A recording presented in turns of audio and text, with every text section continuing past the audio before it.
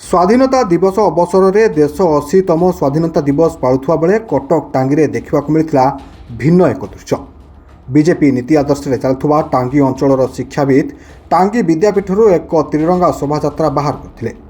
लोक देखाणिया देशभक्ति सरिबा परे देशर गौरव और गर्व तिरंगा को एणे तेणे फोपाड़ी दे जी जुआड़े पलाई जाइथिले।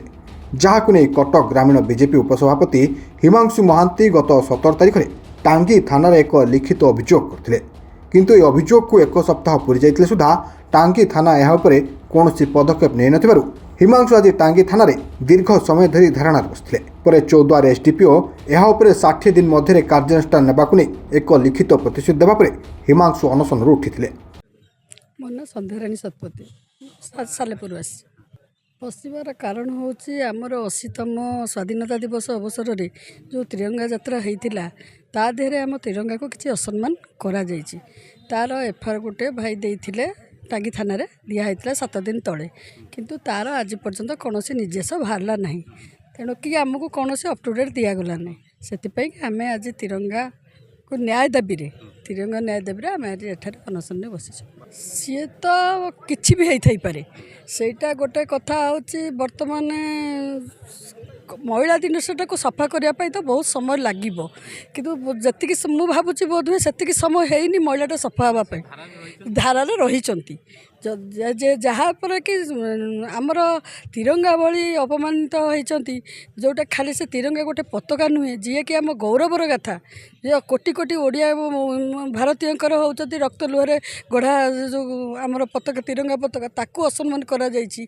सेतिरे भी से एते स्पर्शकातर जिनिस बर्तमान तार किसी आम रिजल्ट पाऊनु, तमें आम कौन न्याय पे आसबू ना हिमांशु भाई जिते दिन जाए बसबे आम सागर बसबू। आम आज आम एतिक बसीचु काली भगवान न करंतु जदि आर किसी रिजल्ट न बाहरला काली बोधहुए थाना परिसर में माँ मानकर आखिर लुहरे भासी जापे ना तो लोकंर आक्रोश किसी भी होता पारे। हिमांशु कुमार महांती लोकसभा फाउंडेशन अध्यक्ष।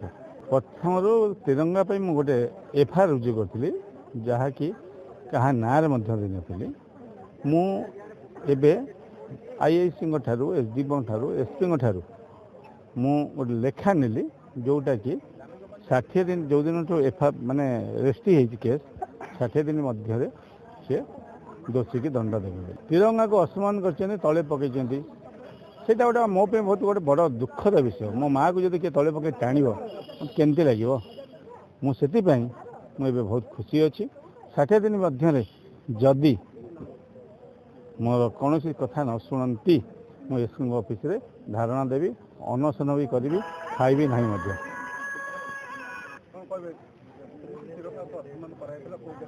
टांगी हाईस्कूल पड़िया तिरंगा रैली करुवा लोक मैंने मु भावुची से मैंने पकई थी पारती कहीं तिरंगा को जो मैंने असम्मान करते से शिक्षा अनुष्ठान हो कि शिल्पवती हो कि जी भी हो से मैंने दंड पाइबा निहाती आवश्यक। तादर मध्य मु भी थाए मुझे तिरंगा पकई मत दंड देवा निहाती आवश्यक। तिरंगा सहित एमपी सीएम पीएम बहुत लोकंर फोटो पड़ता आ जो थे मत कष्ट होता एवं टांगीर बीजेपी उपसभापति हिसाब से मुझे गोटे थाना गोटे केस रुजु कर जहाँ मत आईएएस और एसडीपी सांत्वना देते 60 दिन मध्य निश्चित कर। मु तो पिलादिन के शुणी जदि आगुरी के मो नॉलेज ना। कटक रुद्राशीष नाथ रिपोर्ट स्टूडियो।